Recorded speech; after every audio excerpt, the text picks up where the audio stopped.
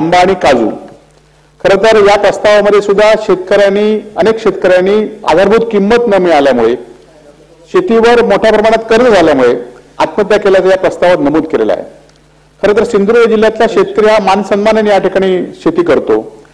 सरकारने जी काही मदत देईल ती मदत घेऊन हा शेती करण्याचा प्रयत्न करतो। सरकारने दिली तर ठीक आहे, नाही दिले तर तो या ठिकाणी आपल्या कष्टातून या ठिकाणी मेहनत करून हे पिकं या ठिकाणी घेत असतो। खरं तर आता मगाशी केळकर साहेबांनी सांगितल्याप्रमाणे आंबा आणि काजूचं उत्पादन ह्या वर्षी 15% जास्त नाहीये। खरं तर काजू हे महत्वाचं पीक या जिल्ह्यातील आहे। आज जिल्ह्यातील काजूच्या पिकाला जवळजवळ 180 रुपयापर्यंत दर मिळाला पाहिजे, परंतु आता दुर्दैवाने 110 रुपये आज कारखानदारांनी दर मांडलेला आहे। शेजारी असलेल्या गोवा राज्यामध्ये मात्र 150 रुपये हमीभाव या ठिकाणी जाहीर झालेला आहे। आज शासनाने, केंद्र शासनाने असू दे, स्वामीनाथन आयोगाच्या म्हणण्याप्रमाणे ज्याप्रमाणे उत्पादन होतं त्याप्रमाणे उत्पादन खर्च होतं त्याप्रमाणे त्या ठिकाणी आधारभूत किंमत मिळाली पाहिजे। काजूचा उत्पादन खर्च आज वाढतोय, परंतु 110 रुपयापेक्षा जास्त आज काजूचा दर झाला नाही। खरं तर गोवा राज्यामध्ये काजू बोर्ड स्थापन झालं, आज महाराष्ट्रामध्ये सुद्धा काजू बोर्ड स्थापन झालं म्हणून गेल्या वर्षी जाहीर करण्यात आलं, परंतु या बोर्डाचं अजूनही कामकाज या ठिकाणी सुरू झालं नाही। आज काजू बोर्डामध्ये किंमत शासनाने या ठिकाणी आधारभूत किंमत असली पाहिजे, ती किंमत अजूनही शासनाने जाहीर केली नाही। खरं तर आज आपल्या माध्यमातून सरकारला विनंती आहे की आता काजूचा हंगाम सुरू झालेला आहे, शेतकऱ्यांनी आंदोलनं करण्यास सुरू केलेली आहेत आणि त्यामुळे आधारभूत किंमत 150 रुपये तरी, ज्याप्रमाणे शेजारी गोवा असलेल्या राज्यामध्ये 150 रुपयाने तिथले संघ असून देत, तिथला एपीएमसी असून देत, या ठिकाणी एकत्र येऊन या ठिकाणी किंमत घेतली आहे।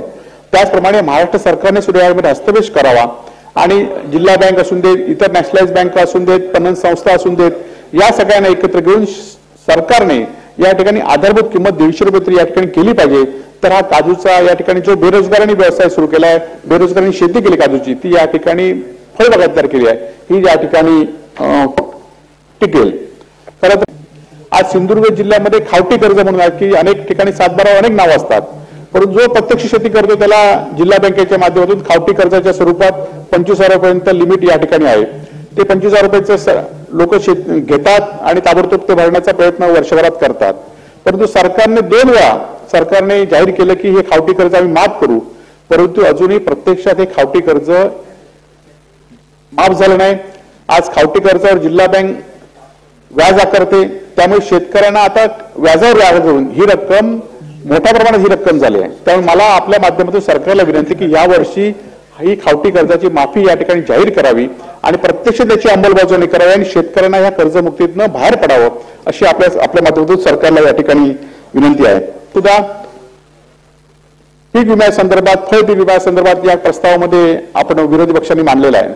खरं तर सिंधुदुर्ग जिल्ह्यामध्ये सुद्धा फळ पीक मध्ये या ठिकाणी आपण अनेक ठिकाणी पीक विमा उतरलाय, परंतु दुर्दैवाने खरं तर हा पीक विमा शासनाने ज्याप्रमाणे नुकसान होतं त्याप्रमाणे लवकरात लवकर हा जाहीर झाला पाहिजे।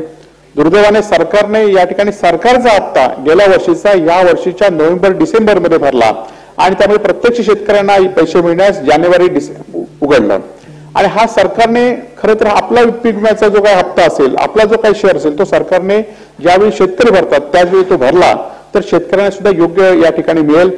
खरं तर आज मगाशी सगळ्याच वक्त्यांनी या ठिकाणी सांगितलं की शेती टिकली पाहिजे, तर शेतकऱ्यांना सुद्धा मदत करण्याचं काम सरकारने या ठिकाणी केलं पाहिजे। आज आपण बघत असाल की कायदा सुव्यवस्थेचा प्रश्न सुद्धा 293च्या प्रस्तावावर मांडलाय। एक आमदार पोलीस स्टेशनमध्ये येऊन गोळीबार करतो, असे अनेक प्रश्न आहेत, जिल्ह्यातील नाही राज्यातील अनेक प्रश्न आहेत, परंतु सिंधुदुर्ग जिल्ह्याच्या शेजारी असलेल्या रत्नागिरी जिल्ह्यामध्ये आज एक सत्तारूढ असलेला माजी खासदार, त्याच्यावर असलेले सत्तारूढ पक्षाचे कार्यकर्ते आमच्या भास्कर जाधवांच्या कार्यालयासमोर जाऊन या ठिकाणी ओरडाओरड करतात, तिथे दगडफेक करतात, पोलीस मात्र एकतर्फी कारवाई या ठिकाणी करतात, शिवसैनिकांवर गुन्हे नोंद करतात, त्यांना अटक केली जाते, त्यांना 4-4 दिवस जेलमध्ये टाकलं जातं, परंतु सत्तारूढ पक्षाच्या मात्र एकाही सदस्याला, एकाही पदाधिकाऱ्याला त्या ठिकाणी अटक केली जात नाही। हा दुजभाव या ठिकाणी कुठेतरी कायदा सुव्यवस्था या राज्यातील आहे की नाही, एकतर्फी कारवाई करण्याची जी भूमिका असेल ही मात्र पूर्णपणे चुकीची आहे। कायदा सुव्यवस्था टिकवायची असेल तर सगळ्यांवर कारवाई केली पाहिजे।